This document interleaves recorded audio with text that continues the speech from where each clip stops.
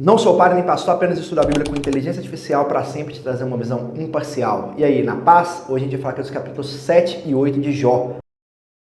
E no 7, Jó continua a sua resposta, agora se dirigindo diretamente a Deus. Ele expressou sua angústia diante da vida, falando ali da brevidade dos dias, do sofrimento que parecia não ter fim e da sensação de ter sido escolhido como um alvo de Deus sem nenhuma explicação.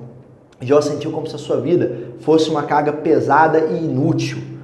E começou ali, a Bíblia fala que começou a questionar por que Deus o observava tão de perto, como se estivesse esperando ele falhar. Uma oração cheia de emoção, mostrando ali um homem que ainda acreditava, que tinha fé, mas que não conseguia entender o motivo da dor, que estava tendo uma dor mais forte do que podia suportar.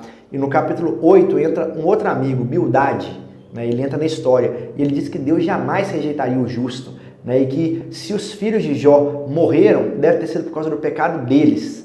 E ele afirma que se Jó fosse puro e sincero, Deus iria o restaurar. E Bildade também apela para a tradição, dizendo que os antigos sabiam que quem plantava o mal colheria destruição. Mais uma vez temos palavras corretas sobre Deus, mas aplicadas de forma insensível, como se fosse simples. Sofra, confesse e será restaurado. Você está sofrendo porque você pecou, é só você confessar que Deus vai mudar tudo, sendo que as coisas de Deus não são como as coisas dos homens, bem além disso. E duas visões para a gente guardar desses capítulos.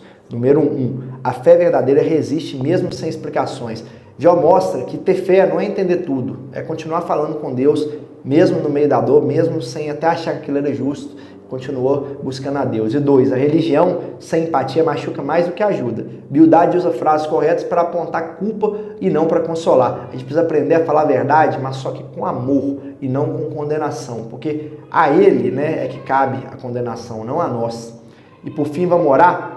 Senhor, mesmo quando não entendemos os seus caminhos, ensina-nos a permanecer firmes, de fé, Senhor, de pé e de fé, Pai. No nome do Senhor Jesus, ensina-nos, Pai, a manter nos caminhos do Senhor. Dai-nos a fé, dai-nos, Pai, a sabedoria, a inteligência, o discernimento. Eu te agradeço, Pai, por tudo, porque o Senhor é bom, porque o Senhor sempre está conosco. Em nome do Senhor Jesus. Amém? Deus te abençoe. Fica à vontade aí para compartilhar e comentar. Amém?